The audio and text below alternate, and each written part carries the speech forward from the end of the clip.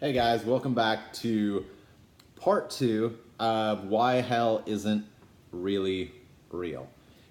If you haven't watched part one, I would strongly recommend doing that before getting into more. I think that in anything that you're going to study as a biblical, you know, collection, canonization of scripture, it is very important that we start in the beginning with no preconceived notions and build upon what we're being taught through scripture and not by preachers who may already have preconceived notions. We can tell already as we're going through this that the interpreters themselves living in the 14th century, that they had these preconceived notions from Dante's Inferno and Paradise Lost. I don't want to recap all of my disclaimers. Those are in the first video. There's about 30 minutes of them. But just to quickly kind of recap where we're at, the word Sheol is used many, many times. It is not translated even close to consistently between different translations of the Bible. Young's literal translation, translated by people who actually speak Hebrew, who are part of a Jewish society, they do not use the word hell at all. Okay, and I know that some people are like, well, the Jewish people didn't recognize the Messiah, so they could maybe not recognize hell, but that's pretty far-fetched. Okay, they did believe in a Messiah. They just did not believe that the Messiah was, or that Jesus was that Messiah. They're still waiting for a Messiah.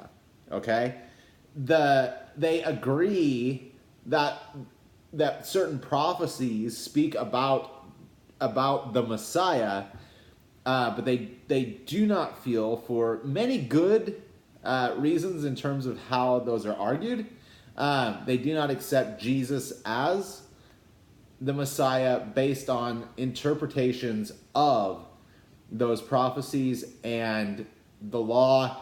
And again, it gets back into ancient history and how to balance that out to say, yes, Jesus could have been the Messiah, or we're still waiting for a Messiah.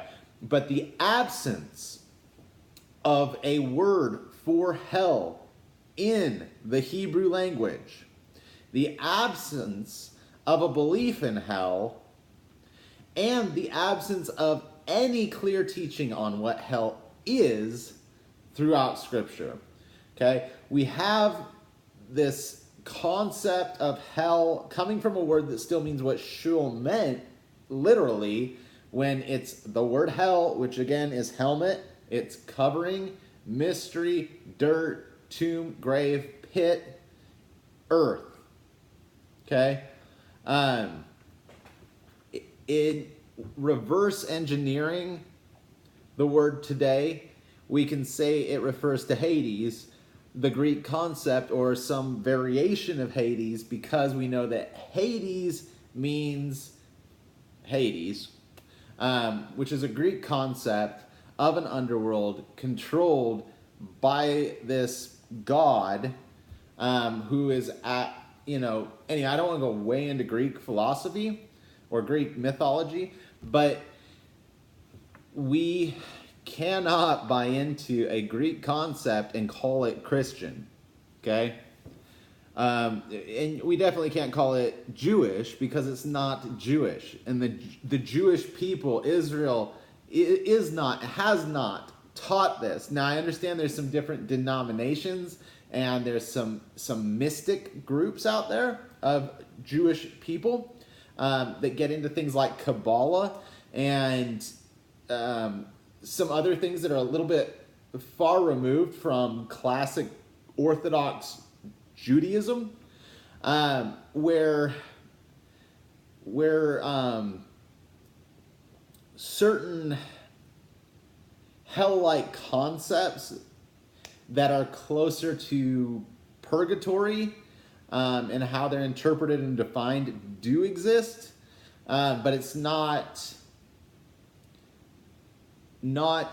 at all, not even remotely close to what mainstream Christianity in the 21st century is teaching people about this underworld resembling closest in any religion.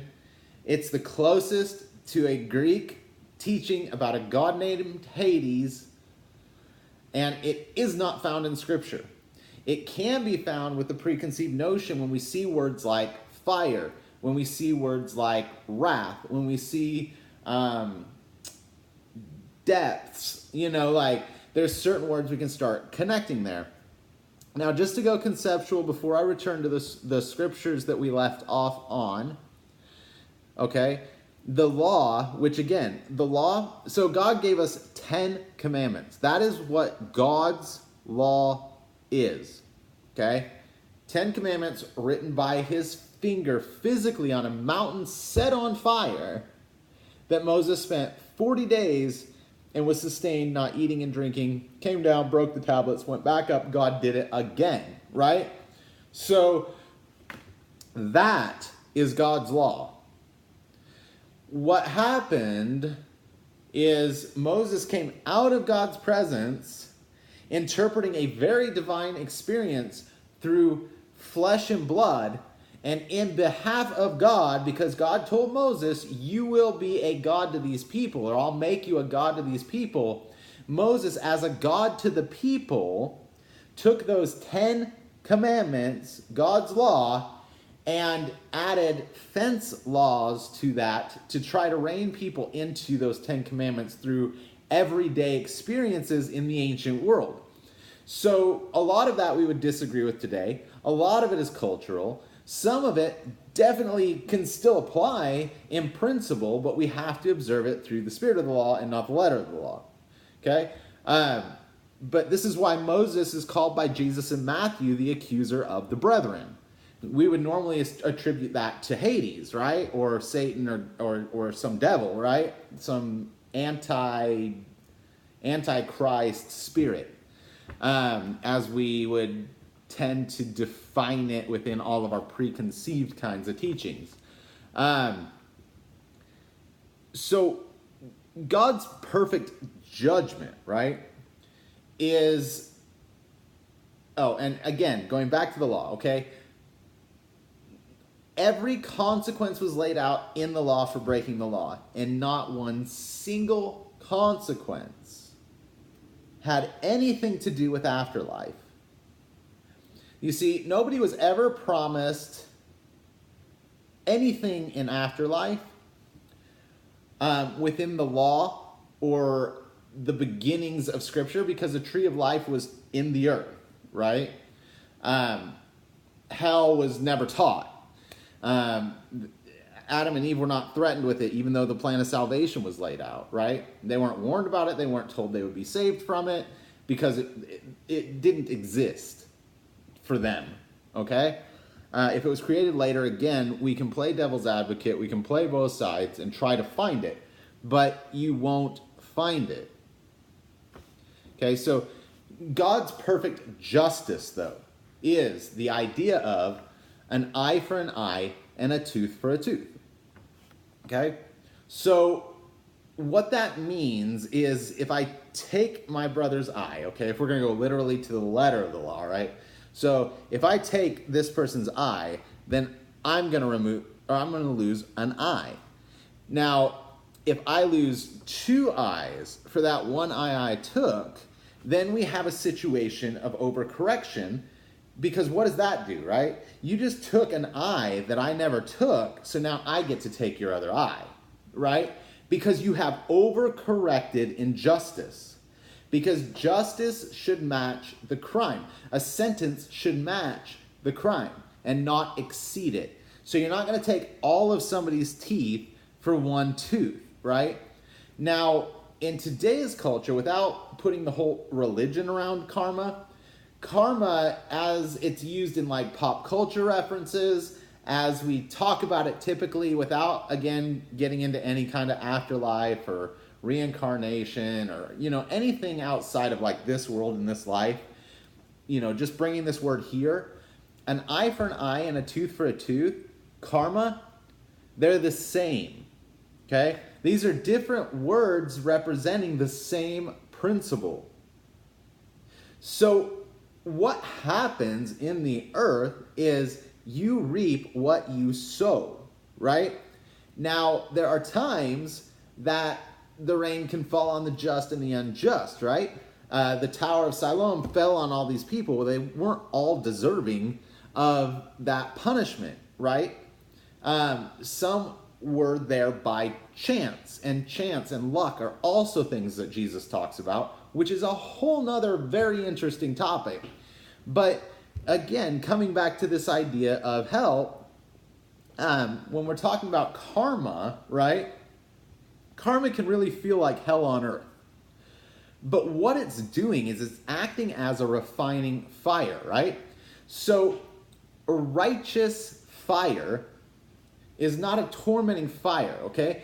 Even in Malachi, and I'm jumping ahead because I'm not totally back into my study yet, but just to talk about the concept is Jesus is described in Malachi as a refining fire and fuller's soap, okay? And when we talk about purgatory, okay, and bring purgatory to earth, then we can kind of see this in action again, all right? This is a refining fire. This is the best teacher, right? And the thing is, because this is a law that goes beyond men executing judgment, right? Making God the one who gets or has vengeance, right? Like the battle's not ours, it's the Lord's, right? So these types of phrases. So the Lord is karma. The Lord is an eye for an eye and a tooth for a tooth. The Lord is a refining fire. The Lord is a mirror in which we are being translated into perfection while seeing darkly through immaturity and going through a process, right? So why is it an eye for an eye and a tooth for a tooth? When we do something, so let's say, okay, so money's like the easiest thing for us to understand, right? Because so many things revolve around money in our world. So we see people that are getting rich who are very wicked, very corrupt, right? By anyone's standards. I'm not talking about biblical standards. I'm just talking about moral standards. These people will rob and steal from the poor, enslave people, and they will do things that are only benefiting themselves while leaving other people holding the bag. They con people, they lie to people, they bait and switch with people. And I'm not saying everybody rich is bad by any means, okay? What I'm saying is we all probably know one or two rich people who shouldn't be where they are, okay? And so we're dismayed because these people are prospering. So where is the law? Where is karma in this, right? So they made me poor, right? And I'm not using myself as an example here, but I'm saying in the place of somebody who's looking and they're dismayed and they're like, this person is getting rich. They hurt me, right? And I don't understand why they keep prospering while I'm getting poorer, and it's at, everything that they're excelling in is at my expense, right? And I don't endorse a lot of the mentalities that could go around blame and all these types of things. And again, this is where forgiveness is letting go. And the word forgiveness is actually divorce, okay? Divorce and forgiveness is the same word in a certain context, okay? So we're loosing ourselves from this and saying karma is going to, karma or a refining fire or God is going to judge this situation accordingly.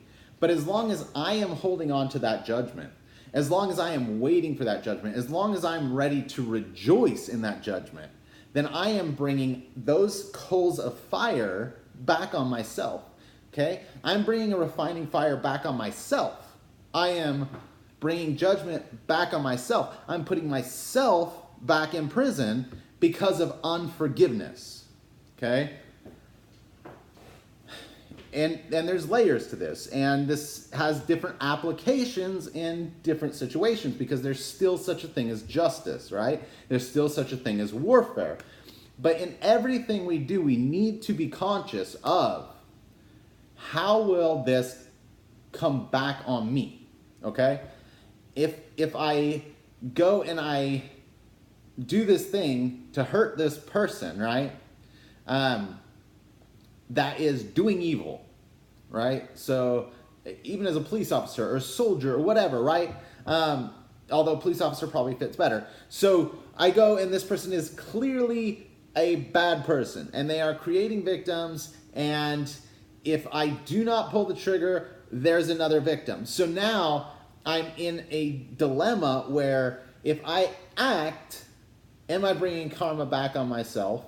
And if I don't act, and this person goes and kills other people, what kind of karma am I bringing on myself through neglect and not exercising justice, okay? Not standing up to the bully, not engaging in warfare. So this is so important that we learn to balance these scales so we don't come up wanting. So an eye for an eye, tooth for a tooth. So let's say that this person's rich, right? And they're becoming richer and richer and richer, but in very corrupt and very evil ways. And they're leaving all of these people over here poor, okay?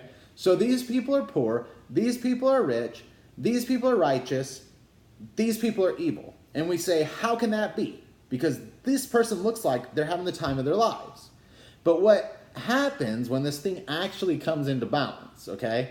Because this person is not suffering at this person's hand because of karma, right?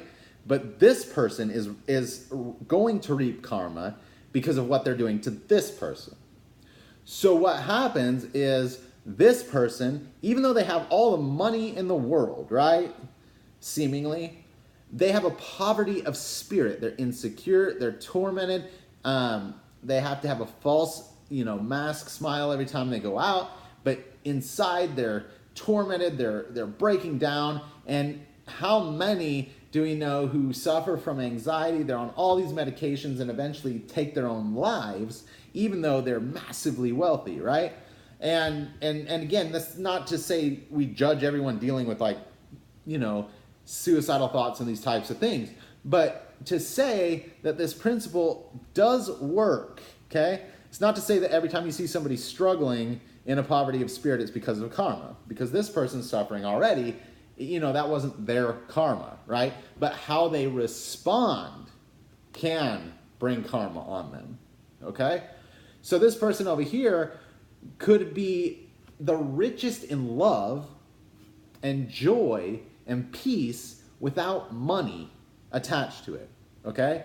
When I went to India and saw some of the poorest conditions I've ever seen in my life, I saw greater joy and greater love than anything I could have imagined.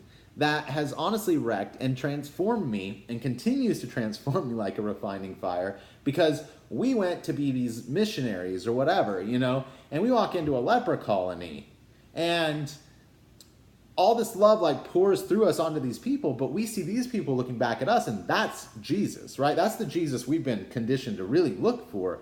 What we saw looking back at us was such love. You have lepers shooing flies off of your girls, and you have kids that have nothing to their name who want to hug you when their first possession's taken away,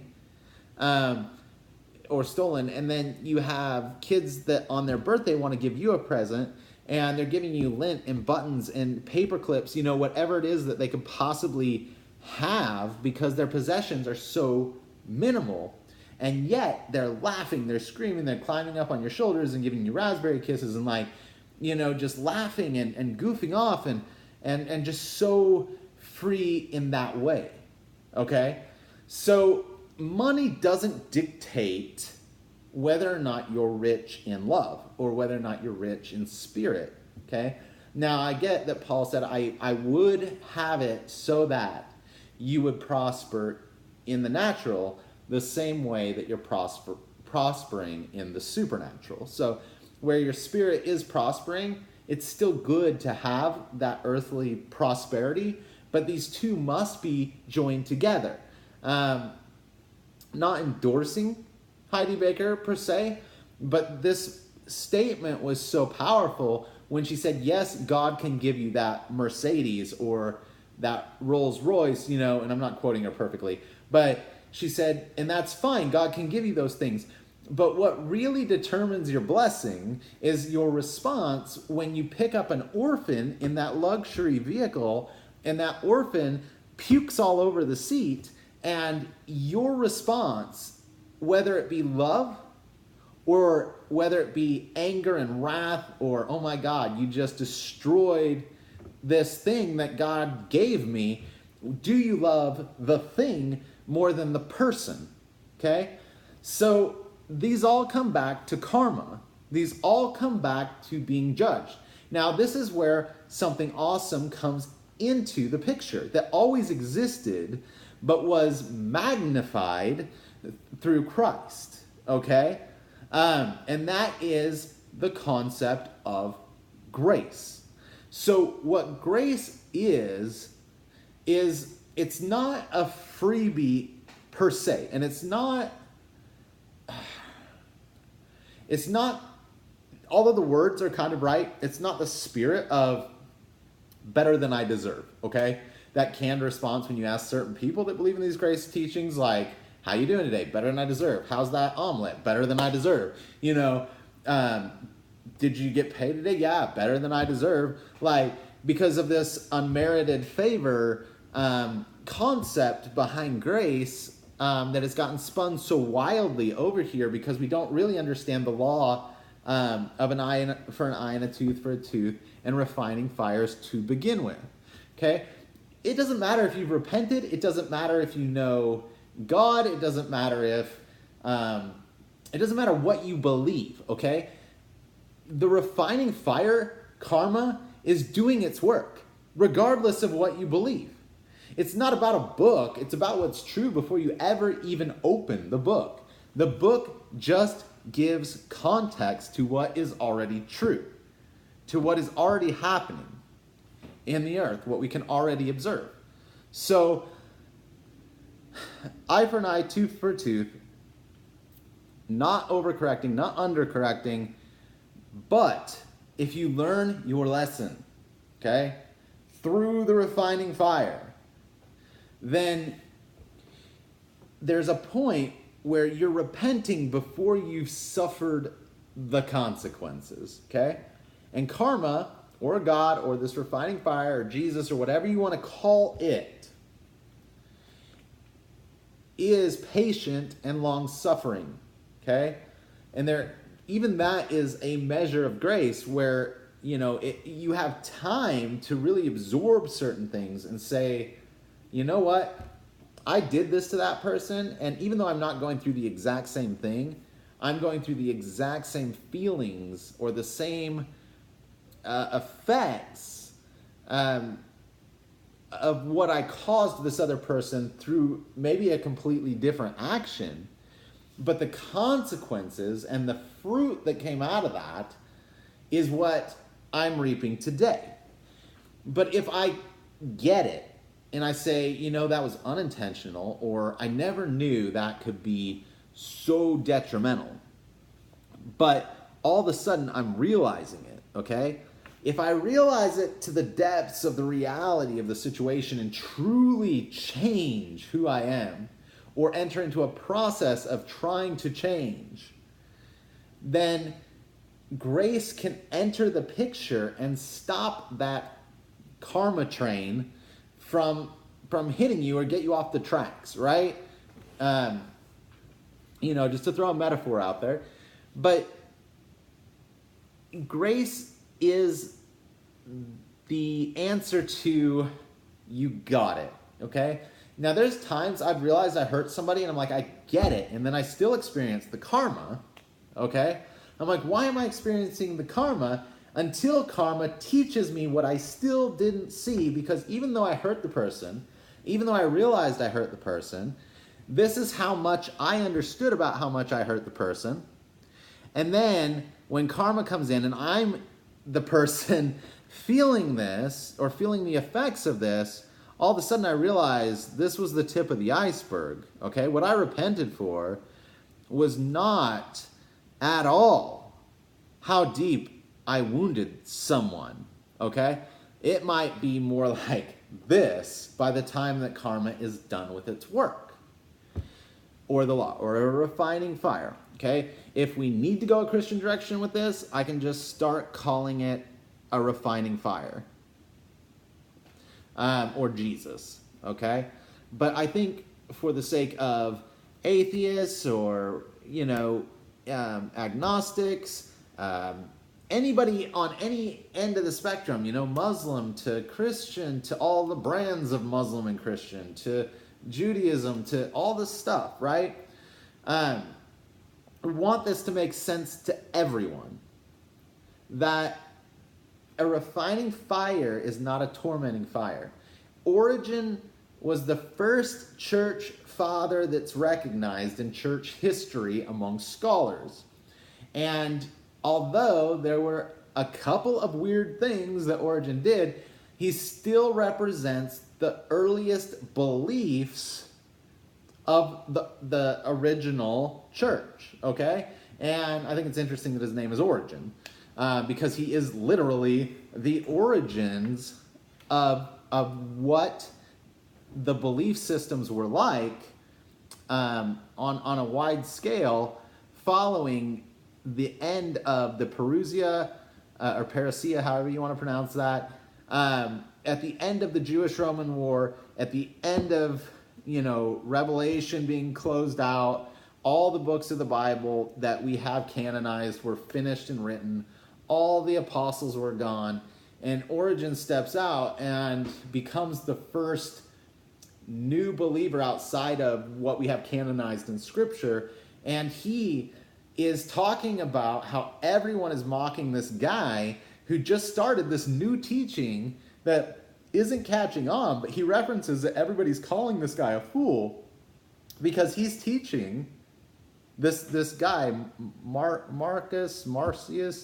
Again, I'm coming from memory, but he says this guy, Magnus, I think was what it was, is teaching this, and everybody's making fun of him. Everybody's calling him a fool because he's teaching that God's fire is a tormenting fire.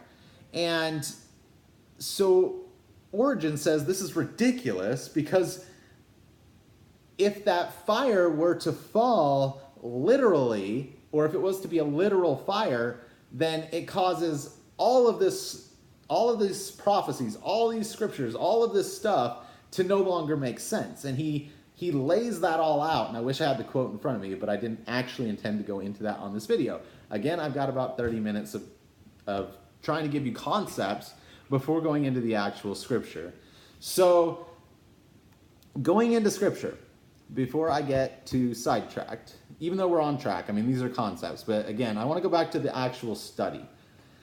We were talking about Sheol throughout the Old Testament, which is later, translated into it's translated into Hades through just the Greek equivalent, since the New Testament's written in Greek. And then the Anglo-Saxon word hell is added, which also means just to be buried or covered, and that's where we get our word helmet, okay? Helmet obviously has no connection to what we're teaching about Hades, essentially, and calling it hell. So, Job, we just studied in the last video, we just wrapped up with the fact that Job, 1, asked to go to this place we're calling hell, okay? And that doesn't make any sense that he would ask God to hide him in hell until all of these horrible things were over, because our idea of hell in modern culture is that hell is the worst thing you could ever go through, right? And it's eternal and it's ongoing and it's absolute torment, and it doesn't make sense for Job to say, please hide me there until these storms are over. It does make sense if we're saying this means the grave, consistently, okay, that Job would say, please cover me in dirt, bury me, and don't forget to resurrect me when all of this is over, because you have the power to resurrect. Okay? And then the following verse that we talked about in Job is where Job says that, again, he says, if I wait too long, right, then Sheol is my house. Okay? So if we say hell, we would be saying, if I wait, hell is going to be my home.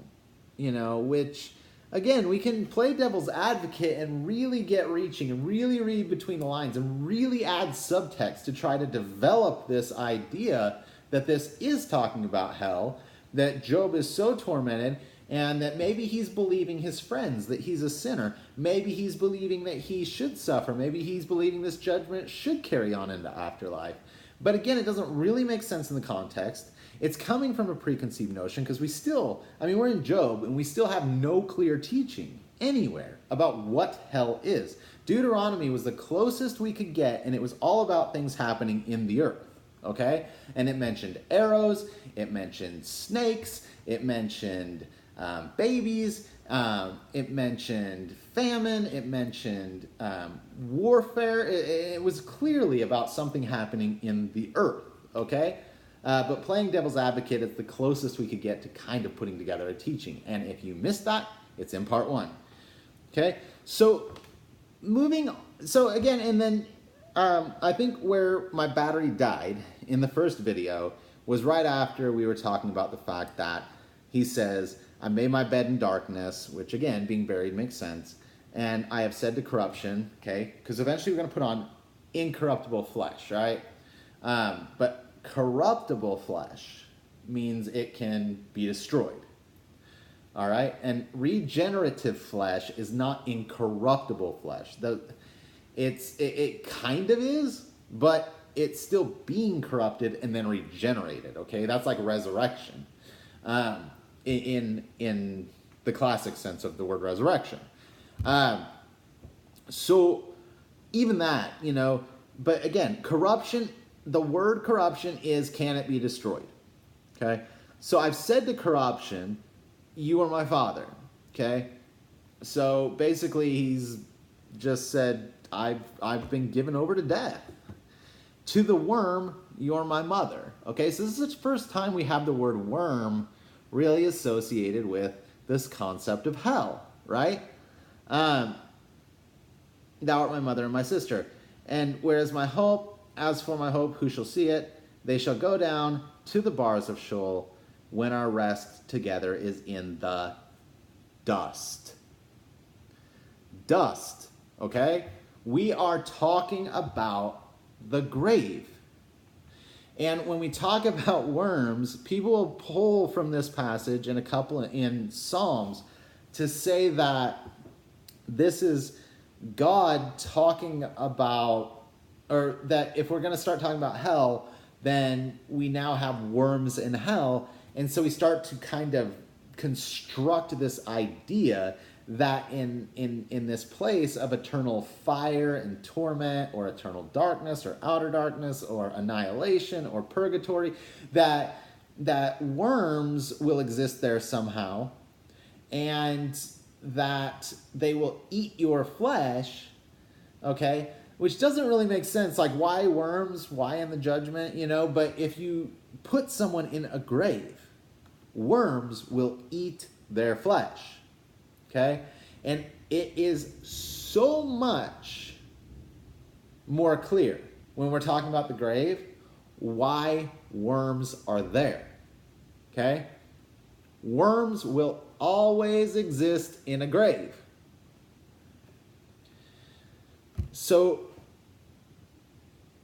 I don't know if I need to say a whole lot more there, because we kind of covered it in the last one.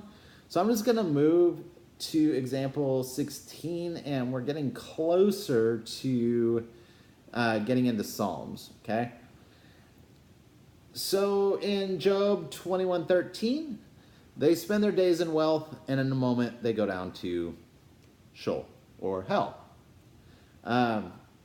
So, I mean, if I have the preconceived notion of hell and I ignore everything else and just point to the scripture by itself, assuming that there's been some teaching about hell somewhere, I could play devil's advocate and make this one pretty easily into a hell passage, because I would say, okay, well, right? The root of all evil is the love of money, right? I know I said that backwards. So in a moment, they go down to hell. Okay, so, and that goes to that whole idea that the prosperity gospel is bad, that money's bad, that anyone with money is going to hell. And if you want to get into that kind of a teaching, you can. And then you can take it into that hell idea. So if you read the passages before that, though, we see that Job was very wealthy. We see that Job asked God to hide him in this place, that Job referenced being in the dust, that Job referenced being eaten by worms in the dust. And we can understand that given full context and the recurrence of the word being used by the same individual, that we really are still talking about the grave. We still are talking about literally being buried in the earth. Okay? Now, Job is a little bit displaced within the Bible because there's debates about when Job was actually written, whether it was written before Genesis or after Genesis, whether it's a metaphor or a play or whether it's literal. But regardless, we are now entering Psalms with no teaching on hell anywhere, ever. We've had a flood. We've had the law. We've had judgments. We've had exoduses. We've had pharaohs repenting, right? With Abraham and giving him his wife back. And I'm saying all this stuff out of order, but we have had so much context, so many things happening. We are now entering into David's reign, right? So by the time that Israel's an established kingdom with kings, okay, in world history, among the Chaldeans and all this ancient world history, that at this point in time, if we start to have hell introduced, which we don't, but if we did, it would still be so late in the game. Okay? So, finishing out Job. Example 17, Job 24. Drought and heat consume the snow waters, so doth Sheol those which have sinned. Okay?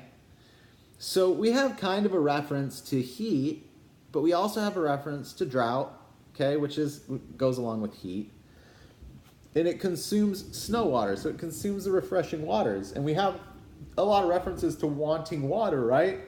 So does Sheol those which have sinned.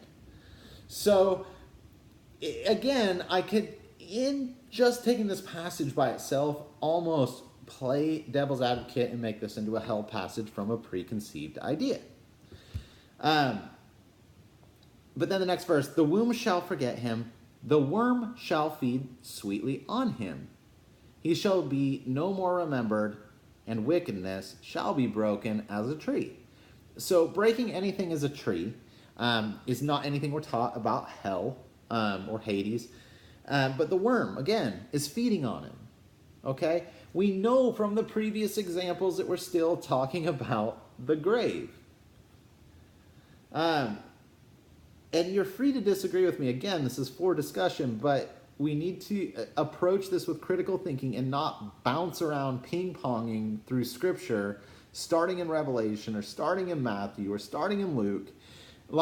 We need to start in the beginning. Where did it begin? Where was it first taught? Where was it defined? Because if we're going to argue about what it is, because we do have different beliefs about what it is, annihilism, purgatory, outer darkness, eternal torment, fire and worms, a geographical place in the center of the earth, or another dimension, as heaven is, so is hell, but so far removed that never the two shall meet, and other ways that it's being taught, and none of it is coming out of Scripture. So it's all fabricated from people taking stuff and jumping all around. We have to start in the beginning. We have to go in order, or we're never, ever going to arrive at a common conclusion. Job 26, 4-8. To whom hast thou uttered words, and whose spirit came from you? Dead things are formed from under the waters, and the inhabitants thereof. Sheol is naked before him, and destruction hath no covering.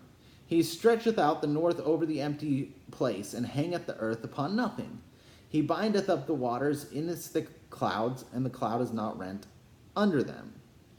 So, dead things are formed from under the waters, and the inhabitants thereof. Sheol is naked before him. So, dead things coming up from the water, the inhabitants thereof, people's graves, they're coming up out of their graves. And then he says it's all naked before him, and destruction doesn't have a covering anymore. So basically, graves are being opened up. Okay? Death is naked before him.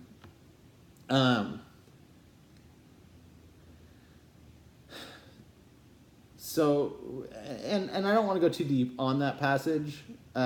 Just examine it for yourself, and I really hope that people are pausing and looking this stuff up and getting a lexicon and looking at the original, or Strong's, look at the original words and what they mean and see how it lines up with what I'm talking about.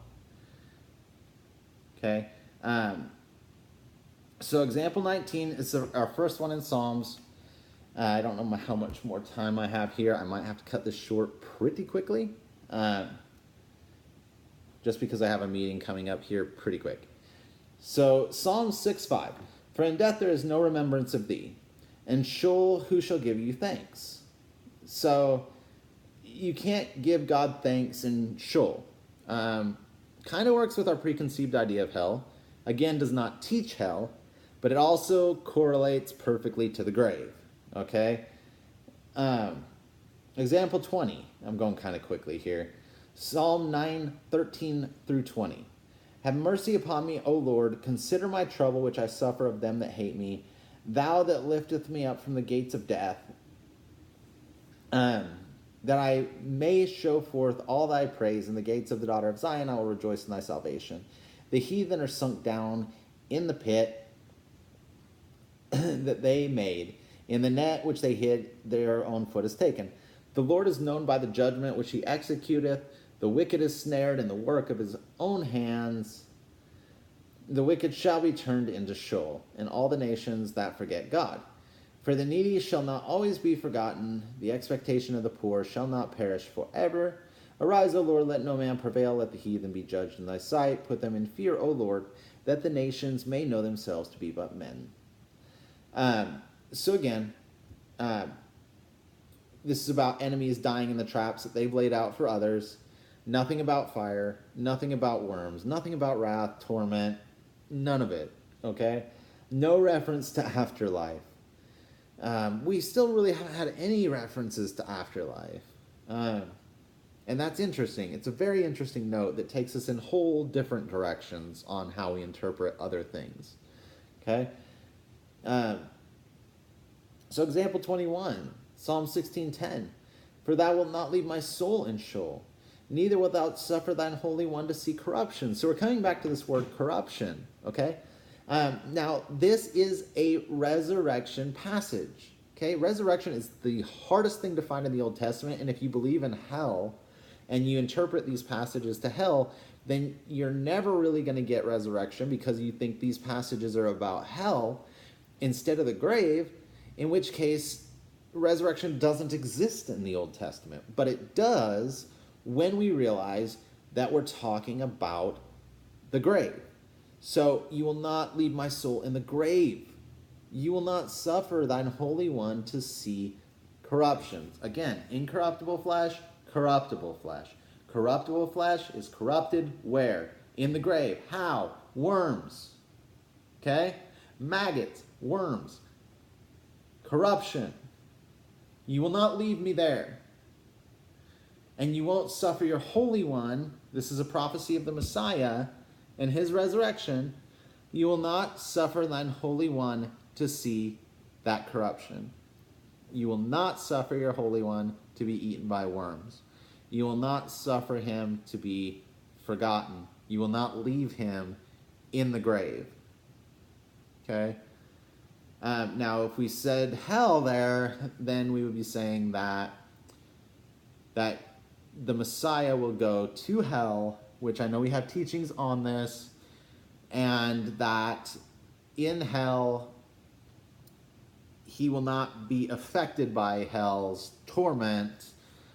He will not be eaten by the worms of hell, and he won't be forgotten there, and God will not only resurrect his body in the earth, but also raise him out of hell. Okay, now, using the New Testament, we can almost put all that together, bring it back to this passage in ancient history, and say that's what this passage is talking about.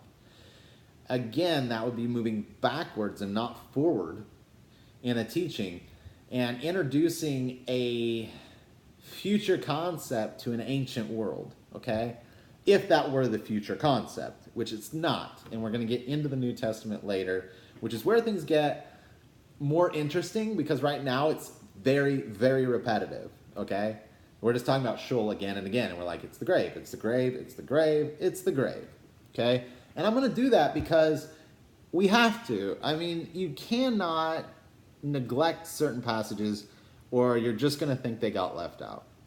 You got to be thorough, okay? We all have to be analytical with this. We have to really think about where our teachings are coming from. Are they coming from men, or are they coming from God? Are they coming from an old system or a new one? And what exactly is being taught or defined if we approach it with a blank slate? So Psalm 18:5, I'll call upon the Lord who is worthy to be praised. So shall I be saved from my enemies. The sorrows of death compassed me, right? Now, I do want to talk about death, pit, and all that. So, like, death has a couple different words, just like love has a couple different words in Hebrew. And I say that about love because I know people are more familiar with the fact that there's, like, I think 12 different